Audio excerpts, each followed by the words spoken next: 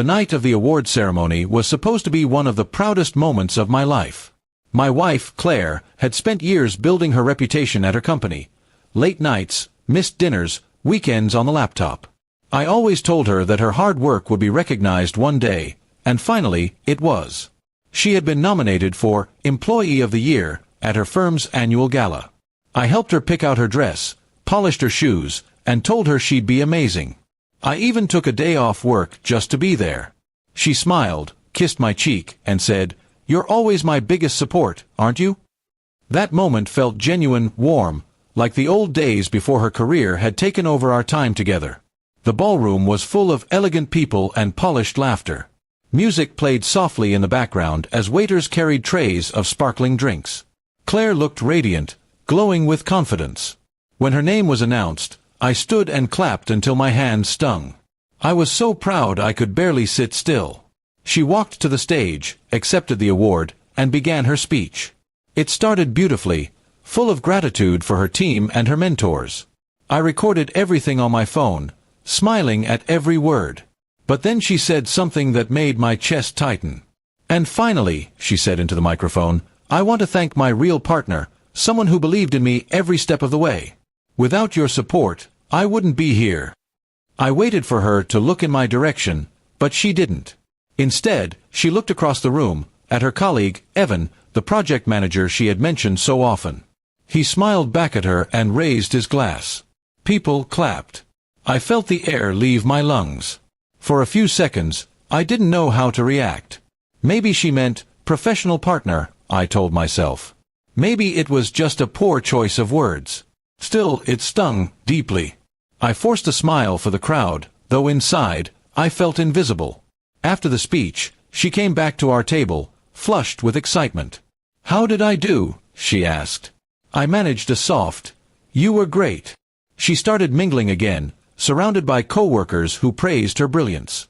I sat quietly, sipping my drink, wondering when exactly she had stopped seeing me as part of her story. When we got home later that night, I said nothing.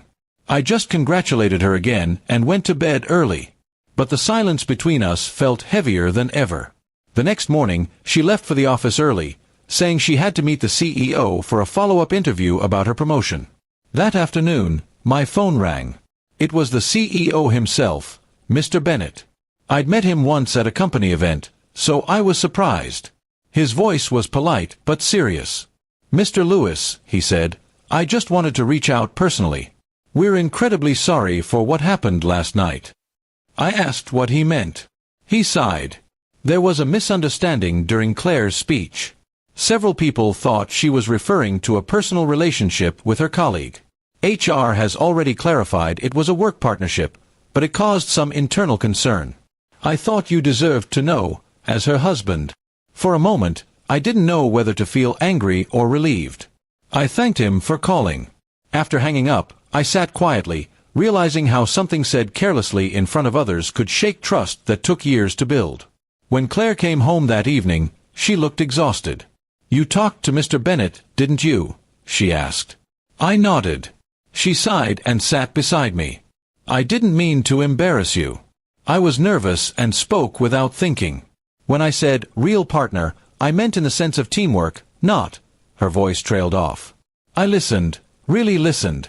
She wasn't defensive, just regretful. I could see she understood how much her words had hurt. I told her calmly, "Words matter, Claire. Especially when the person who's been beside you for years is watching from the crowd." She took my hand and whispered, "You're right. I got caught up in trying to prove myself at work and forgot who's been holding me together outside of it." There was no dramatic apology, just quiet honesty.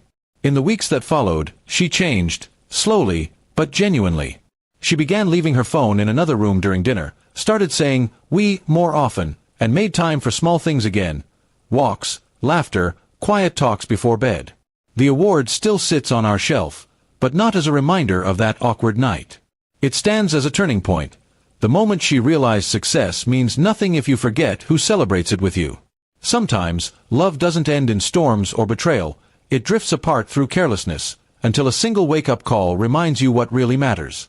And in our case, that call didn't come from a fight or a letter.